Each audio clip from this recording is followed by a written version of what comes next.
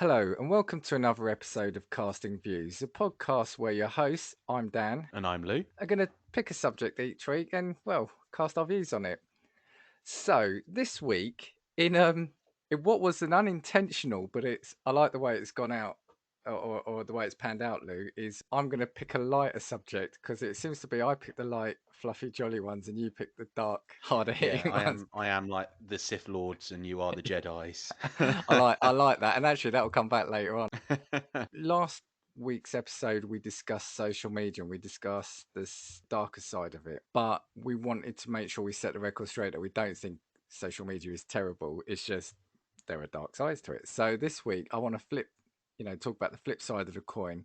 And let's talk about the lighter side of social media and the good it can do and fun stuff it can bring. So, what do you think about that? Yeah, I mean, obviously, last week was a little bit depressing in the fact that all we did was really kind of rag on every social media and why they're all horrific and all the Did feel terrible like things that that, come yeah. about them. But obviously, there are some good things. I think, as of recent, maybe over the past 1.5, 2 years, I think that social media has seen itself really take like forefront in terms of actually benefiting people's like lives coming into coronavirus and obviously with lockdowns and all that sort of thing that was happening.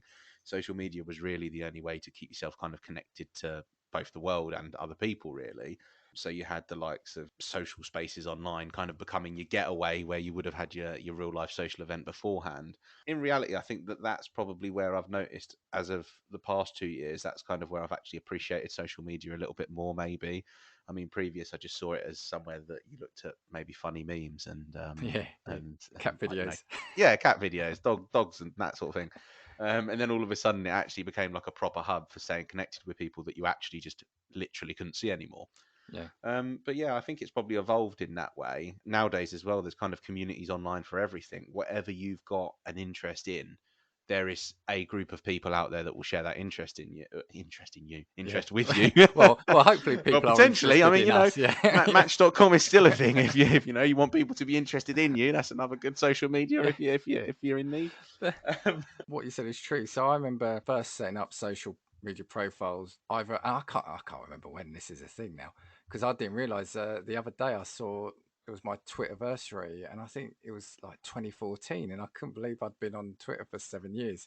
I keep thinking of things like Twitter like only being a few years old. It's mad. yeah, it is. But I think Twitter, I think nowadays is what 2006 was it set up? I Oh, think. was it really? Yeah, if I remember rightly, so in actual fact, Twitter's probably one of the more kind of like recent social medias on the grand scale. But yeah, I mean, it did start off like that. It started off as a thing where like, okay, you post messages, you use it as kind of your daily diary, and then it kind of became something that was actually you speak to people on social media more than you probably do nowadays in real life. But that's not necessarily a negative thing. In actual fact, you're probably more in tune with people's lives that you're good friends with now because you have the ability to share with them what's going on in your life without having to see them almost. Well, this is it, and that's what I was going to say. So even Facebook, I probably set mine up a few years before Twitter, and I remember looking back at it, because obviously I was hilarious then as I am now. But I think my first post was, I don't know what to put here, and I think that said it all because I think I did do it just to I almost said keep tabs on. I didn't mean to say that. Or that's a slip to just see what my friends and family are up to, and I think we mentioned before like we've our family we've got Italian family and it's a great way and it's been a great way and it is a great way of keeping in touch with some of my cousins to see what they're up to. Yeah, now I use it for a hell of a lot more, and it's interesting what you say. I think it's that classic thing when you're at school or you're at work, you have to talk to the people you're with because you're physically with those people whether you Yeah. share interests or not. But online you don't have to. If you come across someone or you meet someone like back in the day the old Xbox Live parties and things like that, or even on Twitter, you don't have to talk to someone you don't want to. So if you do make or join groups or make friends or acquaintances on social media, you'd like to. Sometimes they can be more genuine because you don't have to talk to that person. Yeah, that's true actually. Yeah. It's kind of like you create familiarity just by virtue of the fact that again you kind of just know what's going on with someone almost. And that's quite cool in reality. I mean, I'm going to say my day as well because I guess social media wasn't as huge of a thing when I was at school, but it was starting to come about. Like I think I had my Twitter profile when I was probably about 14 was when I first got my Twitter profile. So as a result, I guess back when you were a kid, there was nothing like that. Like the people that you knew at school were the only friends that you had the potential to be friends with. There was no kind of open opportunity to Yeah, get to know anybody kind of outside of that. There was no ability to specifically get to know people that were interested in the same thing as you. If you just got lumbered together with a bunch of dickheads, that was just an unfortunate, unfortunate reality, really, wasn't it? Whereas now you can kind of come home from school if you're at school, or come home from college or uni or whatever it is, and you can now have like entire communities of people that are probably closer than friends that you would have had in real life. or even if you've got people now, like you've got friends that move to the other end of the country or the other side of the world, you can easily keep in touch with them. It isn't a case of having to write a letter. And God, who writes letters anymore? If you do write letters, handwritten letters, please email us and let us know. I struggle to write emails. Well, yeah. But that's the thing, you used to either be a phone call, which depending on where they were could cost a fortune, or it was letters, which would take ages. And like I said, I just don't want to write them. But now it's Twitter, it's Facebook, it's WhatsApp, it's TikTok videos. You can keep in touch with the people that in the past you probably would have lost touch with. I've lost touch with a lot Yeah. of school friends, and it's just because shit happens and life happens and you move on. But if we had probably the social media we had now, then that may not have happened. Yeah, yeah, that's true actually. Because thinking about kind of my time at uni and that sort of thing, and how many people, for example, went off to might have been international, and then went off, you realise like it's actually so easy to ping someone a message just to see how they're doing.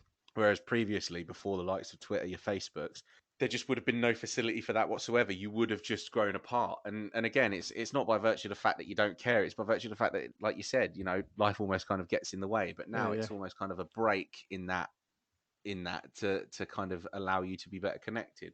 That's kind of, I think, one of the biggest kind of positives that I would yeah, look at from social media is the ability to be connected with people. I mean, sure, it does seem weird, if you've got somebody on Facebook that's like had a kid or something, and you see them randomly once in the middle of the street, like, oh, you had a kid, and they're like, yeah, and you're like, well, you did post it on Facebook. yeah. Sometimes I guess it comes across the wrong way. Yeah, how do you know? A bit of over familiarity, maybe, We're but back to no, the no, dark yeah, side. This is last yeah, week's. yeah, yeah. Yeah. But yeah, I think that's probably one of the biggest positives that social media kind of gives you is the ability to be connected without actually having to be in the room with someone. So for me, I remember kind of internet slash social stuff coming more when I was at college, and I think the thing we have lost because there's no need for it now because of like WhatsApp and Messenger and that was the older internet chat rooms we used to have. There's probably a good reason we lost those as well. But I don't know where did you have like MSN Messenger? Oh no, I didn't have enough friends at school for that, unfortunately. Oh, Lou, no, I don't believe that. But the old chat room where, like, I remember. Well, no, I probably shouldn't say, but you used to be able to wind up your mates at college because you just log in with a name, talk to them, and then you could log out, log in with your real name, and they wouldn't know who they were talking to. It's yeah, it was the early. What was it? Is it the early form of catfishing? Is it? Is it? Yeah, yeah, yeah, yeah. Yeah, Basically, yeah, exactly. yeah. So we kind of had the chat rooms, but then even then, it felt more of an oddity. It felt more of a fun thing to do. Oh, I'm talking to someone in America, and that was it, rather than it being what it is now, and that is a full-fledged way of conversing with people. But yeah, anyway, I think I digressed a bit. I'm just talking about only getting sort of social things when I was at college. So Well, you know what though? That's the kind of thing I think. Whereas it was seen as a bit of like almost kind of like a novelty, I guess. You go home and you can chat with your mates in like a chat room. Whereas now, like people actually genuinely do like build meaningful relationships, whether that be like friendships or actual relationships through social media. I guess people are seeing it as again, when you look at the positives again of social media. I know that you can have your opinions on online dating, for instance, but yeah, ultimately, again, there was a period of time where if you worked in a particular town or wherever you worked, you ultimately were only ever going to meet someone that was just in the vicinity of where you were. yeah. Well, So that's it. Yeah. whether you did or didn't kind of get on with someone, whereas now you can go on a website and you pick everything that you're into. You get matched up with people that are kind of exactly into the things that you are, and you're probably building more meaningful relationships nowadays, I guess. But isn't also the dating side aside, isn't it fantastic though that people, even from your age, you said really it was around 14, and now it's from even younger, but the ability to speak to people from a completely different country so easily back in my day. It kind of blew my mind that I was talking to, oh, this girl's in Canada, this guy, is in Germany, whatever. It just felt amazing that I was able to have conversations with people around the world. Yeah, maybe that's one aspect we take a little bit more for granted now because it's so easy. Like you look online and again, like stuff that's trending all over the world, like you genuinely can like have a conversation about like anything to do about what's happening in a particular country. Like I remember when you see kind of online trends for like if there's social issues or issues going on in different countries, ultimately you can genuinely get a really good insight from a person that is sitting 2,000 miles away Yeah, from yeah. behind your computer screen. That's quite cool as well. I mean, it's one of the things I was going to mention, but I guess what it means is okay, talking to people online, it's not like having someone there with you and can you say they're really friends if you've never seen them, but I guess you can have the option to almost feel like you're never alone. Yeah, yeah, that's it. Yeah, that's a good way of putting it. Like, I'll never. You know what? I'm gonna give a good personal example, and it's Okay, gonna go come for back it. to kind of Yeah. online gaming, but I'm gonna keep it in. I feel like we can still keep it under the umbrella of social media because it's a very, very cool story. It's our So podcast. We could do what we want. yeah, do what we want. So I used to play on my PlayStation 3. I used to really love Call of Duty World at War. Now, obviously, I was far Yes, too yeah. young to actually be playing Call of Duty World at War, but I spent basically every waking moment not at school on that game. And I remember playing with a guy just randomly in a lobby, and I used to have my microphone on because obviously, everybody did back in the day. It was weird. And I remember speaking to this guy, or he was probably the same age as me, like school, basically. And we ended up playing Call of Duty for years and years and years, just in the same lobbies. Random guy, never spoken into him in my life. And he had a really distinctive gamer tag. And so I remember I made the switch from like my PlayStation to my Xbox. And then I logged on to Call of Duty and it was World War II. So this is the one that's now come out, what, probably like 10 years later. And I remembered being thrown into a lobby and I used the same gamer tag that I had when I was on my PlayStation. I remember getting thrown into a lobby and I looked on my team and I was like, I swear I know that name. No And I way. sent this person a message and I said, I was just like, look, I used to play Call of Duty World at War with a person who had this exact same gamer tag, but you were on PlayStation. We were on PlayStation. And this person legit sent me a message back being like, no way. I Oh wow. remember this gamer tag. And so we ended up adding each other on the Xboxes. And I was like, oh my God, I haven't spoken to you in years. But it was weird. It was a You weird never moment told because me it was that. like, You never told me that, man. honestly, I have never. Amazing. I looked at this tag and I was just like, you know what? That looks so familiar. So out of the blue, I was just like, you know what? I'll send a message because again, the likelihood of somebody having a name that was that unique, I was just like, no chance.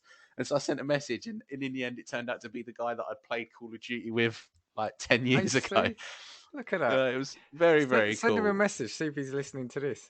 You Yeah, give yeah. him a You know shout. what? Maybe we'll get him on for a guest episode. Get him on. Get him on. Actually, that would be brilliant. Actually, we should do. There you go. You've given me an idea. We should do an episode on coincidences or unbelievable kind of Yeah, yeah. coincidences. Like, yeah, mad Yeah, coincidences, yeah. like one in a million. But yeah, and while you were saying that, actually, you reminded me that I used a lot of forums, and Football Manager. I used to be, oh man, I was crazy addicted to that when it was, I think, what it used to be called Championship Manager, I think, and then it became Football Manager, and I was just addicted to that. And they had their forums. I ventured once, I was brave, and I ventured into the off-topic forum rather than the thing about the game, and there I made, yeah, friends, quotes. I made a couple of friends. I was talking to some people, and one of them said, oh, because I had an Xbox at the time, he said, why don't you join us for a game of Call of Duty or FIFA with those two games? And I ended up, there was a core of about 7 or 8 of them.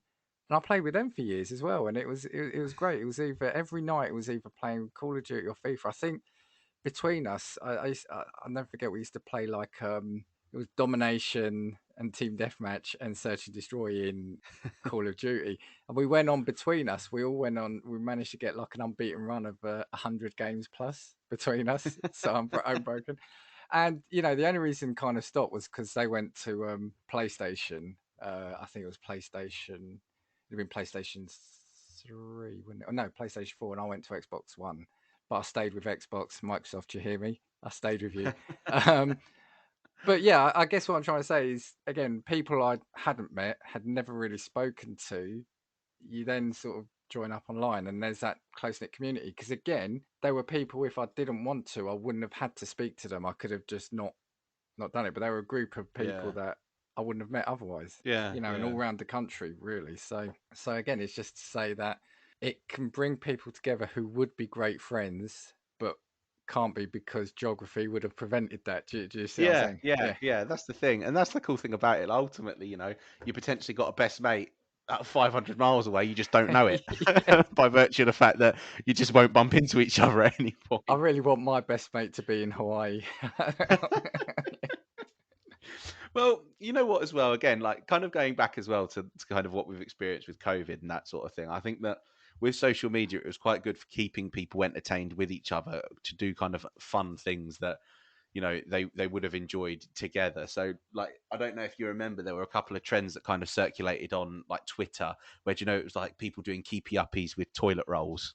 Oh yeah, yeah, yeah, yeah, Because yeah. there was obviously, we're long past it, thank God.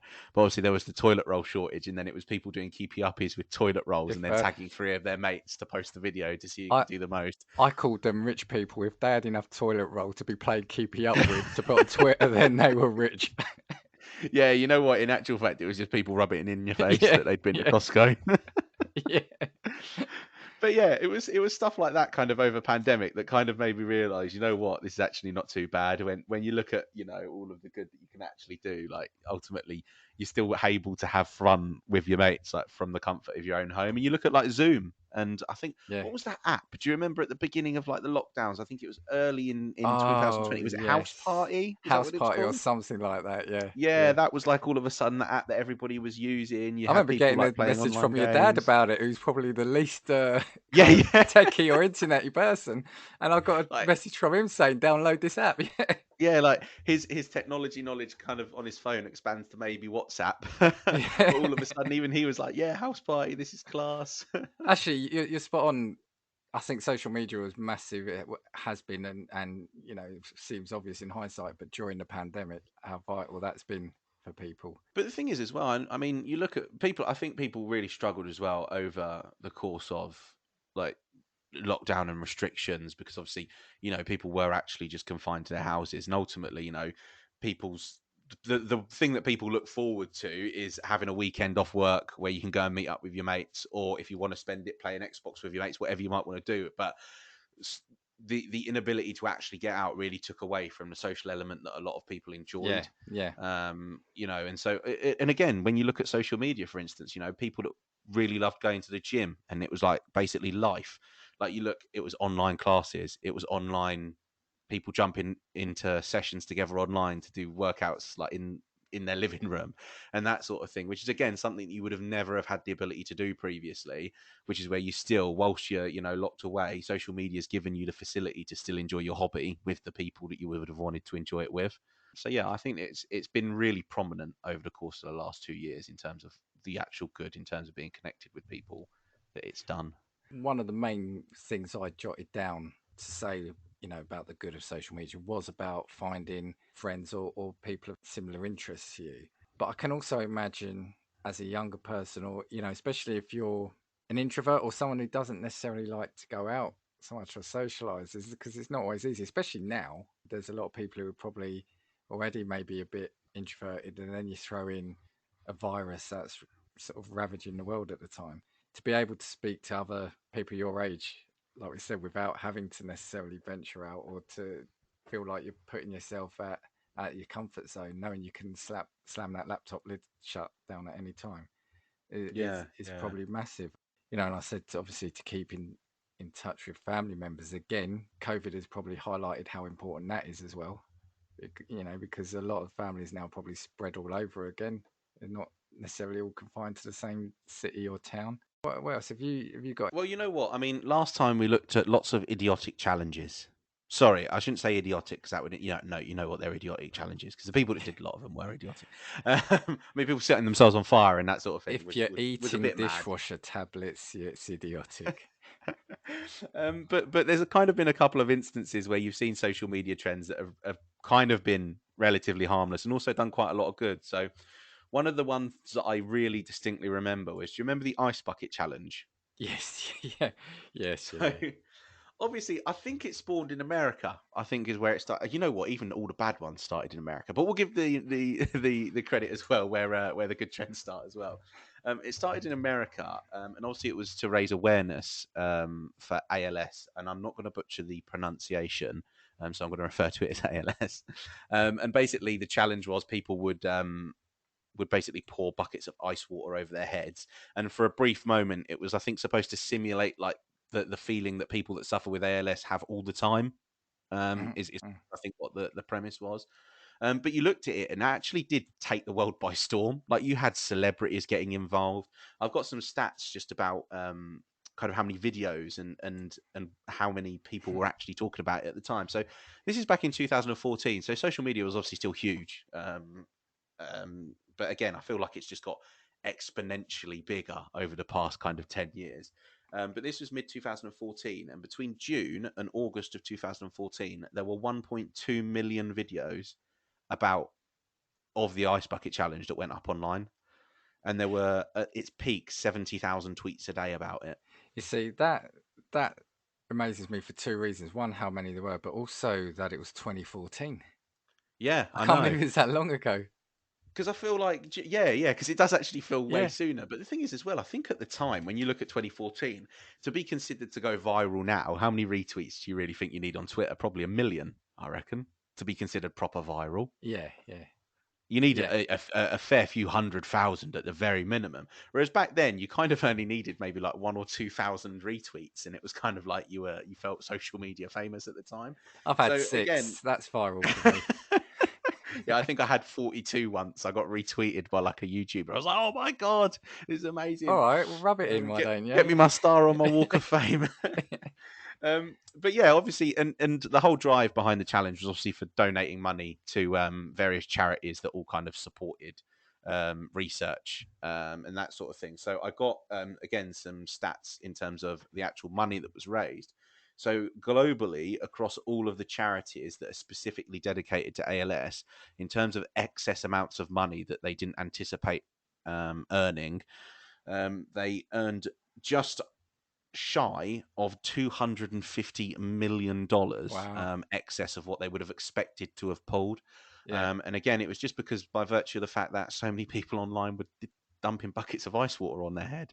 And I just think to myself, what was previously something that was completely unknown to anybody that wasn't affected by it, all of a sudden became world stomping news. Everybody knows what this is, and all of a sudden you've got millions of people donating money for a cause that they've only kind of just found out about. Yeah, and that's the thing because yeah, it was known as the ice bucket challenge, but it was also a lot of the time it was said as the ALS ice bucket challenge. So that the reasoning was there as well, so people could then look it up or ask what that was.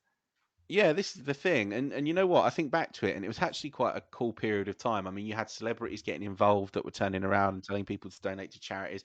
I think you had like ex-presidents and all sorts at the time that were getting involved, and it's like I've never seen a trend like that where you've had so many high-profile people as well be involved. Well, I remember. Well, firstly, I remember at the time being annoyed that nobody had nominated me, but also thinking how foolish I'd look doing it on the video. But I remember seeing, yeah, videos of children, and obviously they weren't dumping huge buckets of cold ice. It was like probably a basin full of cold water rather than ice cubes and everything. You had little toddlers getting involved. I'm sure they probably even did it with animals, pets. Yeah, yeah, yeah. But not in a mean way, and yeah, like you said, it captured young and old sort of across the world, and it just was something everybody could do. I mean, I saw some people get hurt because they got carried away and trying to do it with like dustbins and then fall Yeah, in and the diggers dustbin. and that. Yeah, Yeah, yeah. Like people yeah, pushing dustbins full of yeah, ice water off their yeah, roofs. Yeah, yeah, yeah, yeah. yeah. But Unbelievable, but but the base concept of it was something fun, and that's something that anybody could do. And the yeah, and message it was there. That's what I was trying to say. The message was for what it was initially started for was always there. yeah, and that's the thing. I think that you know what that's kind of a good example of a social media trend where ultimately it's been set out to do something good and it's actually really achieved that. I know that some people did criticize it at the time by saying it was kind of like performance. Like, it was a case of people don't actually donate money. But in any case, irrespective of that, it did raise $250 million. for charities that they wouldn't have had previously. So you look at the actual benefit that there's been, and I think you know what, you can pass it off if you know there were people that did it and didn't donate or whatever it was, because you know it did do a world of good. And so that was a social media trend that I always remember taking the world by storm, and people genuinely felt good. It was like one of the last times where I feel like people genuinely felt like they were doing something good and positive I with think social that media. is, and that probably still is the last really viral. And by that I mean we just said anything could be viral now, but I mean the fact that I know people that did it. It was some of our relatives done it. It was worldwide, and it was. I think it was the last thing that really has captured the people around the world Yeah, to yeah. do that single thing. I mean, I could be wrong. I know there's some others that I've made a note of. They were more fun things rather than for something for charity. I think I'm going to get this first one wrong, but was it the Harlem Shake? The Harlem Shake. That's the one, right? It It was was that, the wasn't it? Harlem Shake. And I know a lot of people got annoyed with that in the end. I don't see why. But it was something fun. Yeah, I did one. I did one at uni. I was at uni at the time. When was that? That must have been 2014 again, I think that was. But yeah, I remember doing one at uni, and again, you had like celebrities getting involved, and that's a very good example of, you know, like a social media trend or challenge that, in actual fact, doesn't hurt anyone. It's just a bit of fun, and it's just a way to have a bit of a laugh online. So, you know, comparatively to what we talked about last week, I kind of really get on with the Harlem Shake videos, because they were just like a bit of a laugh, because people took them to extremes, but they didn't go out of their way to hurt themselves by taking them to the extreme. You know, people got in costumes or decided to do it in public and that sort of thing. So to me, yeah, that was quite a funny one actually. I think, yeah, just having a quick look. I think it started in 2013. And have I got it right? So what it was, it would focus on some people. So it was a song I think called the Harlem Shake, wasn't it? Which starts off fairly slow or low key. Yeah, And then you'd have a video of people and they'd be either standing motionless or doing something mundane. And then when the beat kicks in, it would cut back and everyone's just doing something crazy, right? You got yeah. Like there's a inflatable, dude with his shirt off. There's yeah, somebody all of a sudden who's in like a Spider-Man costume. yeah, inflatable monsters around. Yeah, And yeah. again, yeah, again, it was just something fun. And I think for me, what was good about that, there's that visual element where it's the serene and then the crazy, and then you've got that music element to it. You know what? I'll actually have to see. I don't think I've got a copy of it. I'll see if I can pull my old Harlem Shake video, the one that I did at university, and we'll see if we can put this out on one of the socials. Maybe we should do one. Yeah, well, I was actually going to say let's bring some of these fun ones back. I'm not going to do Yeah, anything yeah. You know what? Maybe, crazy. maybe, maybe we could spread some cheer on the internet by doing some positive, fun, and harmless social media trends, bringing them back to 2021. Yeah, back to the future. Let's do it. If you can dig that out, absolutely. Let's get it online. Let's get people joining us. Then the other one I had in mind, and the only reason it came to mind was because you often get these the all company days where you go off site and you talk about the company's values and visions and etc. etc. We had one of those, and we did this there, which I thought, wow, if it's hit our company doing it, it was great, and it was the mannequin challenge. Oh yeah, So do you remember that? So again, yeah, for yeah, for people, if you hadn't heard it, it was I think it was 2016, and it was a video where everyone would just have to be still like a mannequin, wasn't it? yeah, yeah, yeah. And somebody with a camera would obviously move around it, so it would look, if you did it well, it would look really effective. And again, it's just anyone could do it. It could be any age, because all you have to do is stand still. But it was about who could come up with the creative things, wasn't it? So some people would probably look like they were about to fall out of a window or something, or you'd Yeah, have yeah, people yeah. arguing. So whilst it sounds a simple thing, it was about who could come up with the most creative version of it. Yeah, I remember because it started to get to an absolutely mental point. I remember there were like artists that were on stage at like music festivals who would legitimately have like 10,000 people sat in front of them, and they would specifically go out to do a mannequin challenge. I think as well, if you've not seen it, you need to, but it's James Corden's one, because I think he'd had his American talk show, and they did one which was basically the entire audience walking through the studio, and that one was absolutely brilliant as well. But again, like you say, it's a trend that's literally just there to be a bit of fun, and it's solely reliant on how good you can make it. Like there's no worry for, you breaking a bone, but it's all about who can actually do this the best. Think, yeah, the James Corden one you mentioned, I've actually got it here. It was it lasted actually more than 2 minutes 30 seconds, and it involved the entire crew, backstage area, and studio audience. I mean, Yeah, yeah. that's a hell of a challenge. Um, but yeah, and that's the thing. And nowadays, because these things are quite popular, you do get a lot of the celebrities jumping on it and the sports teams jumping on it. But again, it was a fun one, and it's probably the only one I could say I've actually participated in. Didn't involve much. I just stood still. I think I was actually reading, pretending, sitting down, pretending to read a paper. I think. So. Well, you know what? I can't remember. I think I might have done a mannequin challenge because, again, I feel like you know what? Maybe social media has just changed because I feel like the best trends did come out of that 2013 to 2016 period because you had the mannequin challenge, the ice bucket challenge, the Harlem Shake. You know what? I'm going to nerd out a little bit, but I've got kind of another another like smaller one. Again, I think we talked about KSI in a previous episode. Yeah. In context, but I remember when he was ever so slightly smaller. Do you ever remember? Like, it was, I don't know if it was called the Get Hyper Challenge, but I think it was a song that he'd created, and he ran a competition online to, like, I think, get in the video, the official music video, Right. and this song again had like a really heavy drop, and it was just a case of a person walking into like a public space, I guess, and then as soon as the beat dropped, basically just throwing limbs everywhere.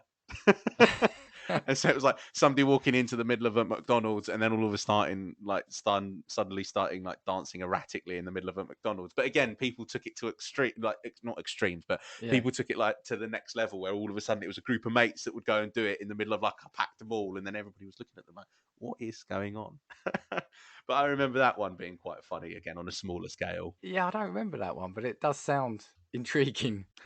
I think the thing in what you said though has is it that something has changed, and I'm wondering is it now that so we've said these ones were so probably even that one was you're probably looking around what 2015, 2016 mark would it be, if not a Yeah, bit yeah, more. that might have been a bit earlier. That probably was kind of more towards you 2011, 2012, I think.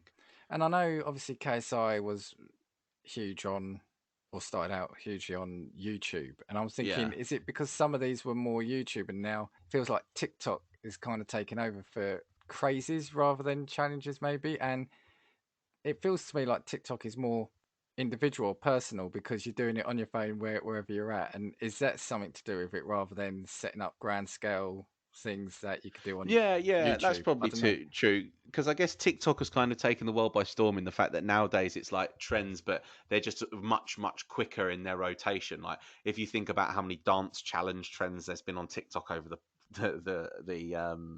like coronavirus period, Yeah, there'd yeah. literally be too many that you could even reasonably begin to count. So maybe it's just a case of, yeah, it's become a little bit easier as well to kind of get involved in challenges that are just for the sake of being a little bit fun.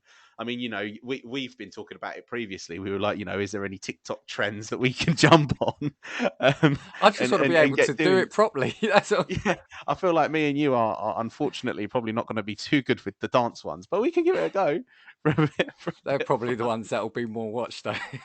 Yeah, yeah, yeah, yeah. That's true. We'll do one really well, but it'll be the tragic ones that do the best. Yeah, with my back, I'm not doing any dancing. Well, it'd just be good. Various reasons we've still not been able to really meet up, so it'd be good to actually do that and get somewhere. We still got to do our Jaffa Cake challenge for the world records. That's the We one I'm do, looking we forward to. do. That's what I'm talking about.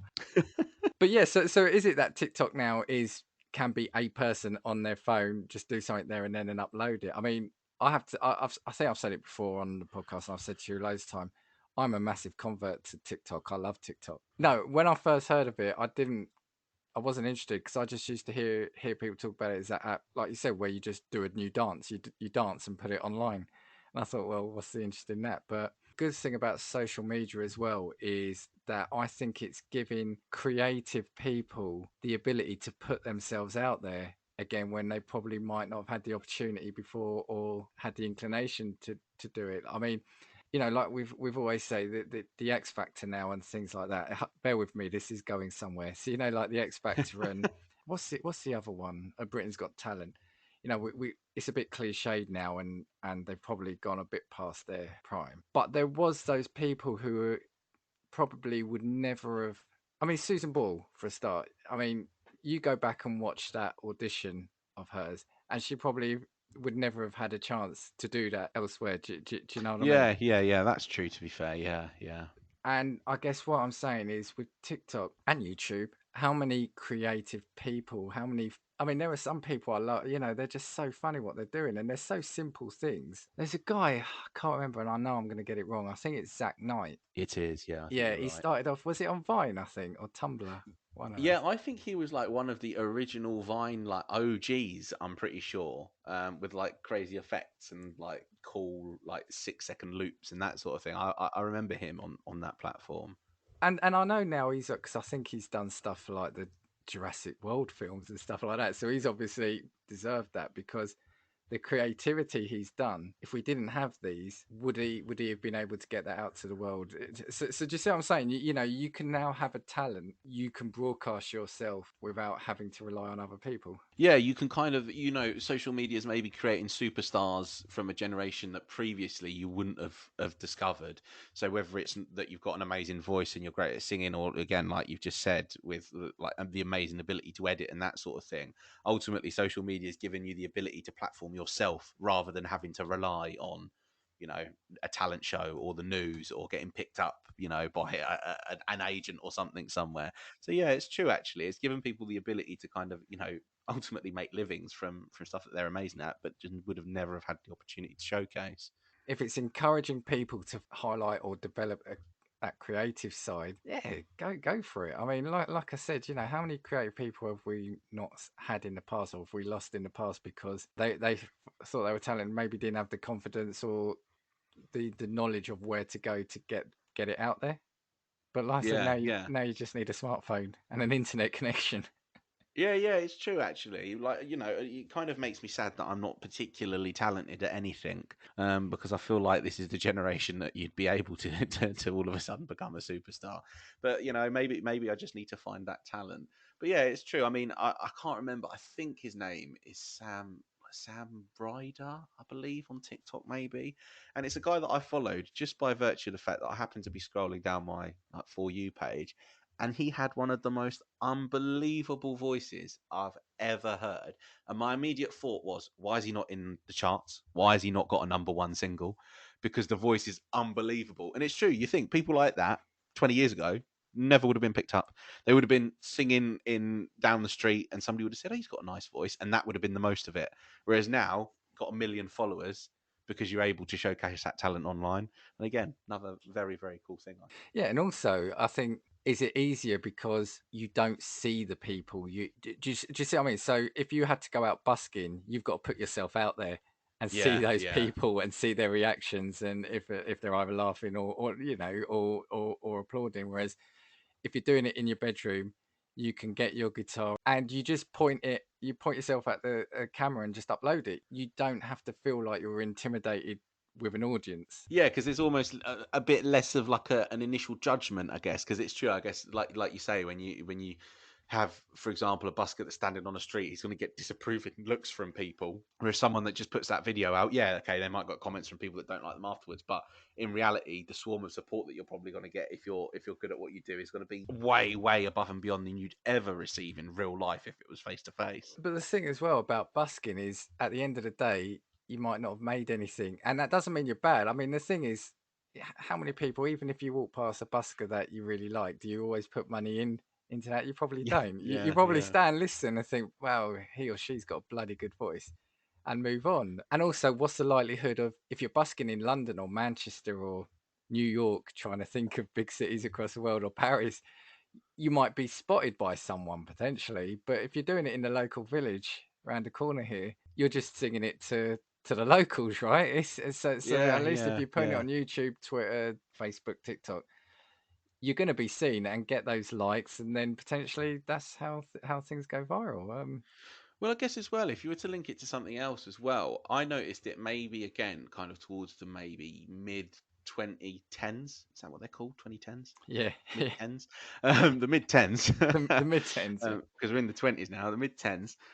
There was like an explosion of what was, like freestyle footballers Yes, yeah, yeah, on yeah. like YouTube, Twitter, and obviously the likelihood is all of these footballers that were putting these videos up were probably all like guys that were in academies previously and just didn't quite make it, but at the same time social media has allowed them the opportunity to still do what they want to do and reach a humongous audience to get paid to do it as well. I think like the F2 freestylers, like some of the biggest in the UK, and then I think there's like the free kickers who are a German group. But again, like that's in and of itself an entirely new like sector when it comes to sport, I guess, because these videos garner millions and millions of views. And again, it's just not something you would have never have turned the telly on and watched a guy put a free kick top bins for 10 minutes, but people genuinely watch that now on YouTube because there's a market that's been created for it. Yeah, and it goes back to kind of us. I think we may have said it in the TV episode. I'm not sure, but again with social media, and I guess with this, I'm thinking more about your YouTube and your TikTok side of things. You can watch stuff that's aimed directly for you, and Yeah. you know, and people, you can then just keep seeing and watching the things you're interested in and surrounding yourself in the things you're interested in. I think for now that the different social media platforms we got are fairly different for various reasons, aren't they? I mean, Instagram is far more for the picture. I know you could put pictures elsewhere, but Instagram is still, well, it feels to me that it is far more for the visual side of things, Yeah, it's the like your own picture. personal album, isn't it, that Yeah, you can share? yeah, yeah. TikTok is your short videos, your fun, your funny videos. Facebook still feels to me a bit of a mixture of things, really, doesn't it? It's just a post, and feels to me around here like there's a lost cat in the road. They get a lot of those posts, there's a missing. Yeah, Who's this yeah. cat belong See, to? Or whereas 20 years ago you'd have to put a poster on every yeah, lamppost in your yeah, town. All you got yeah. to do now, all of a sudden, you put one post on Facebook, boom, dogs found, cats found. No stress. I do love these local groups for various cities, and kind of what kick things off in those groups. Yeah, well, you know what? Maybe social media, even on a smaller scale, like in terms of how has it actually really benefited your life in a practical way? It's a case of, well, nowadays every business has got a social media page. You know exactly what every business is into, when they're open, if they're closed, if there's a problem. Like your local area with Yeah, modern yeah, day yeah. Facebook groups. Everybody's a member of one of their local Facebook groups, just because number one is probably a bit of drama that you love listening to, or watching it kick off. But also because there's useful stuff. Oh no, the bins haven't been collected this week. I wouldn't have known that if I weren't in the Yeah. Facebook group. Yeah, but that's it. And also, does anyone know a local plumber who can help out? Or I've got an Yeah, emergency, I yeah, need an yeah, yeah, electrician. You get a lot of yeah. that. So again, it can help with those. I managed to pick up some paving slabs quite cheap actually through the Facebook marketplace. But there was a couple of things I wanted to say actually, and I'm going to scoot back to something. So again, I think the feeling of community for me is a big one. So I mean, I love my nerdum. I love the Comic Cons. I mean, can't wait for those to be back to normal after sort of COVID and stuff. On Facebook and Twitter, you've got the groups specifically set up Comic Cons or fandoms, which are great because again, not a lot of people I know are particularly into that. Yeah, yeah. So I can then talk to or see posts from like-minded people. And the main one is sort of doing this podcast. I mean, since we've started, obviously I'm using Twitter a lot, and already like the amount of other podcasts who are following us and talking to us, and it is a great little community. I mean, at the moment, there's probably just too many to shout out, but just the fact of doing this was great, and the two of us doing this, we didn't know kind of how this would go, but the fact that we've got sort of over 200 podcasts following us, and the kind of the community that you feel from that and the encouragement is just great. Because as well, and that's the thing. It's like a community that shares the same passion, and ultimately, it's so easy to find that now. Like I don't know if I'd said this previously. About again kind of along the same lines as what you were saying about how you can find communities tailor made to exactly what you want to find. Like one social media that I've joined really late, maybe only in the past year, was Reddit. Oh, okay, And yeah, that's yeah, yeah. because Reddit, there is literally a community for everything. Yeah, The yeah, yeah, most yeah. niche, ridiculous thing. There's probably a Reddit community for people that collect paper clips, right, as a hobby.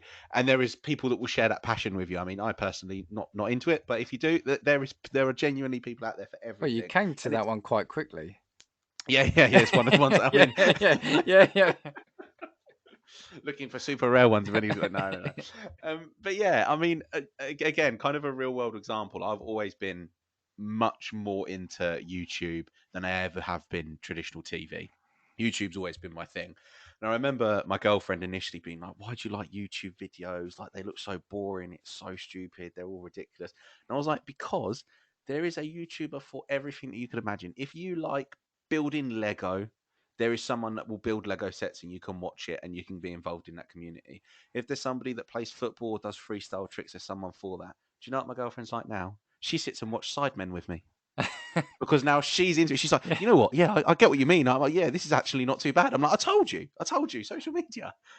No, I mean, I love. I think I've said before in the other one of the other podcasts. Yeah, YouTube for me was great, especially when I fell ill with COVID at the start. Ashens, Larry Bundy, Triple Jump. There's a guy called Techmoan. I love, I think because again, it just feels like it's curated for you. It's TV or it's entertainment for you. I think you can also get shared experiences. So just to quickly pop back to like the podcast side of things for a second. So the first couple of episodes when I was editing this, how difficult I kind of found those, or the learning curve, and also we were struggling for the first few episodes at least with audio levels. I mean, if people could see the outtakes and like the swearing I was doing with my microphone, where it was like it felt like I was talking at the bottom of a canyon 100 miles away from you. But seeing other people post, like there was one of the podcast accounts said, what was been the things you'd learned the most or something, what two things we'd change. You'd like go back and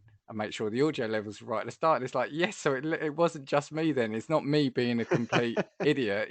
These are things that you go through. I think we can also get learning experiences through them, or to be encouraged by things and say that it's not just you that it's happening to. Yeah, and do you know what? I think there's a bit of like feeling secure, like when you've got people that can relate to like mistakes, or you can people that you can learn from, because ultimately that's what it is. When you look at, for instance, podcast communities, you all share experiences of the mistakes that you've made previously, or what you would change, and ultimately what that does is help the next person that's coming along not to do that. And so it's kind of like a sense of security because you realize that you've kind of got people to rely on who have had the same experiences as you, and again that you can only talk to over social media, and that's your only interaction, but you actually have the sense of community and the sense of security from them by fact of the fact that you share kind of like lived experiences. It's like and I just said it there, especially in the first few episodes, the amount of times I said and then I was cutting them out.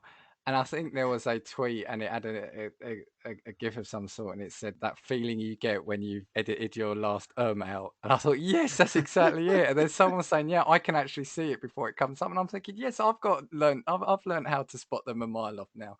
Whereas something I was annoyed at myself about, or upset about, I then started laughing at it. So it was you kind of flip the table on that. There is one more thing though I wanted to say, but was there anything else before we kind of move on? I had maybe one more social media trend. It kind of links Go for it. Go for it. to YouTube, and it's also again a good example of charity, just in terms of social media and how social media can do loads of good in the world if you're into doing good and that sort of thing. Strange coming from me because again I'm the evil one of this podcast duo, but here we go. But I don't know if you ever heard of it. It was called Team Trees. Was the project? No, I can't say I've heard of it or recall it anyway. It was started by Mr. Beast and Mark Rober. Do you know who Mark Rober is as well? No. He does like invention videos online, or like cool like social experimenty kind of videos. All right. One Yeah. thing that he went viral for was where he set up like fake like Samsung or packages being stolen, and then he video recorded the people that had stolen them by All parking right. like video like cameras in the packages and that sort of thing. But anyway, besides the point. But Team Trees was basically an initiative to plant 20 million trees before 2020. So this was started, I believe, in like autumn of 2019. So it's basically $1 donated equaled a tree planted, and it went massive on social media. Mr. Beast was one of the ones pushing it, and obviously he gets 100 million views a video nowadays. Yeah. But they ended up raising, I think, $23 million, which was actually more, like 3.5 million more than they'd actually intended to. And again, it was just by virtue of the fact that so many people saw that video. You had the likes of your PewDiePies, you had the humongous creators all of a sudden jumping on board. And again, it was just for the sake of planting some trees. And you think, again, how would that charity have ever got that traction without the support of social media? It would have never have happened. Yeah. They Yeah. could have Yeah. been a charity knocking door to door for the next 150 years, every day, 24 hours a day. They would have never have had the same results. It does feel like now you have to have that social side. It's almost like you can't not have it now. Yeah, I mean, again, even on like a smaller scale, it's difficult to use specific examples because there's been so many of them. But I'm sure you've seen instances where there's like a video that goes viral of someone having a horrific experience, or like I think it had happened with like a fast food worker in the States with like a customer that was being horrifically rude. Then all of a sudden, the Just Giving page pops up. And you've got people halfway across the world making donations, and that person's got 50 grand like knocking about for them. And you think again, stuff like that is actually quite cool and quite wholesome, to be fair. Yeah, that's it. The ability to help someone again on the other side of the world that you wouldn't know about. You can help a person out. That's pretty amazing, really. Yeah, and that was kind of, I think, from the way that I looked at social media and the actual proper good it does when you look at like how much good you can actually get out of it. I think the charity stuff's quite cool because it gives you the ability to reach an audience that you could have never have imagined. Yeah. The Just Giving stuff's cool, and then obviously proving it with quarantine how important it's been. We haven't even touched like the obvious stuff about following your football team, following your gaming interests or any hobbies. But the one thing I did want to mention at the end, and I want to be careful because I have got an idea for a future episode, so I want to try not to tread on my own toes about it. But are we also, able to talk to the celebrities or the sports stars? Can you tweet? I mean, there's a couple of people I know, and the reactions people get when they are tweeted back. So for me, there's Ricky Gervais. He tends to engage a lot on Twitter. I think with people that tweet him and his fans, and Mark Hamill. Yeah, yeah, yeah. And I see it all the time. It's like people saying, "Oh, it would make my day if he tweeted me," and he tweets them, and it's made their day, and they go crazy. I mean, I think someone once tweeted, "I think Mark Hamill could just tweet the word tweet." And it would go viral. And I think he did just tweet the word tweet, and then everyone was liking it. It was something like that.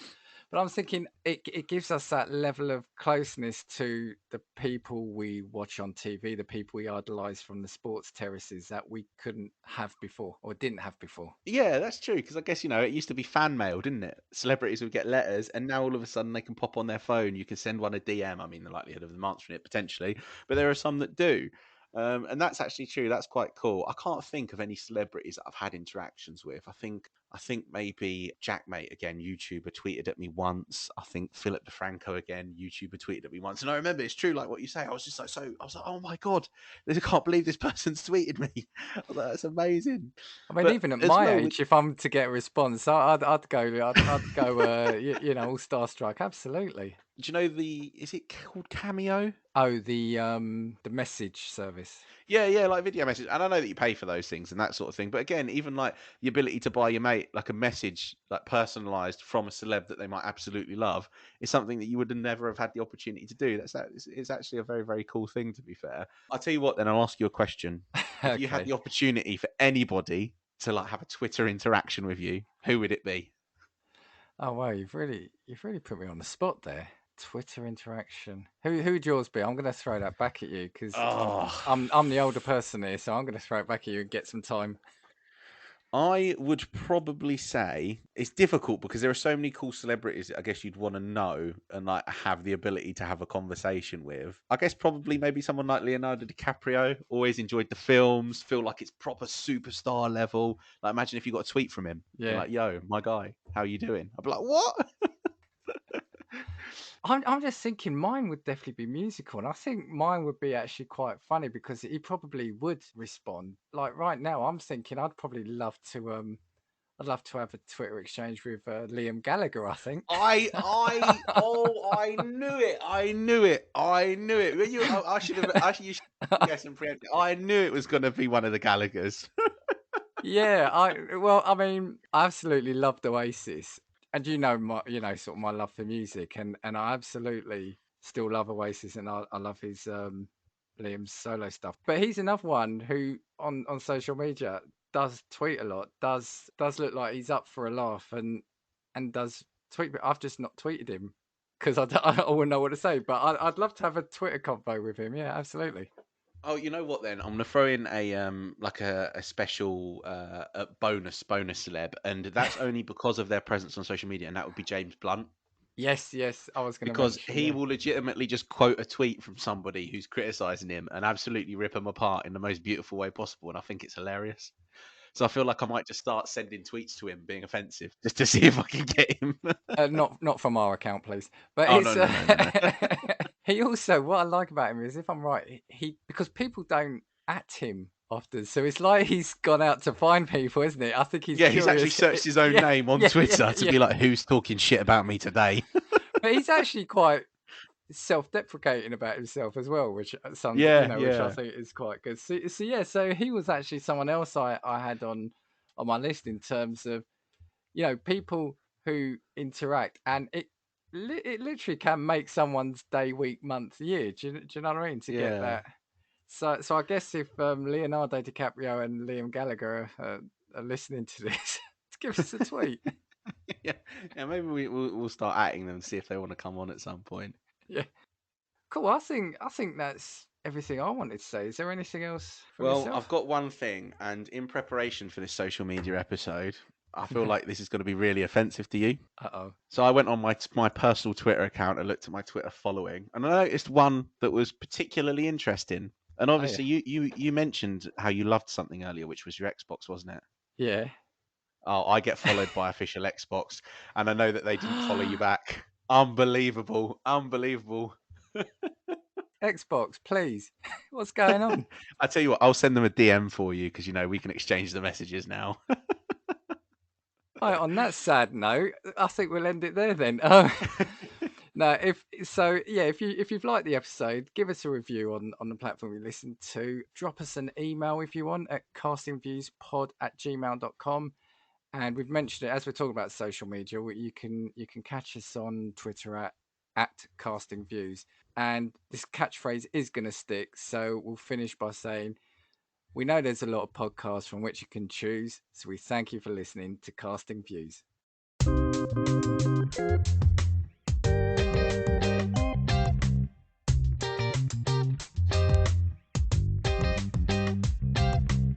Right, you join us for this extra special added bit to the podcast because as we switched off the recording, Lucio went mad and almost smashed up his recording equipment because he'd forgotten another follower of his, which he wants to express. So, Lou, tell us who else you're followed by. Well, I mean, my personal Twitter account is slightly limited, and I only have 35 followers. But of those 35 followers, one of them happens to be the one, the only Tom Cruise. Tom Cruise, Mission Impossible, Valkyrie. What was that really crap film that he did about being in space? Oblivion. That one there. Tom Cruise. And Minority Report, Vanilla Sky. and you know what? Do you know how I ended up getting a follow? How? I went to see the film Oblivion at the cinema, and this is genuine. This is 100% dead serious. I went to see Oblivion at the cinema when it came out, and I thought it was one of the worst films I'd ever seen. And I still hold that this day. And I remember tweeting out from my Twitter account, "Oblivion was shit" at Tom Cruise, and I got a follow. No word Maybe of a lie. maybe he It thought was you said hilarious. it is the shit. I don't know. Is that what Yeah, we say yeah. for Maybe, being maybe, cool? maybe Is it that was. what you Maybe, is that what you kids say? Is that maybe it was. Maybe I'll drop into his DM, see how he's doing. I haven't checked in on him in a while. I'm not going to mention names, but I'm going to drop it on the bombshell that I am followed by an MBE. So I'm going to Oh, leave it there. And we that's pretty good. we may announce it at some point. But yes, I have an MBE following. So thus ends the extra edition special post credit scene for the podcast.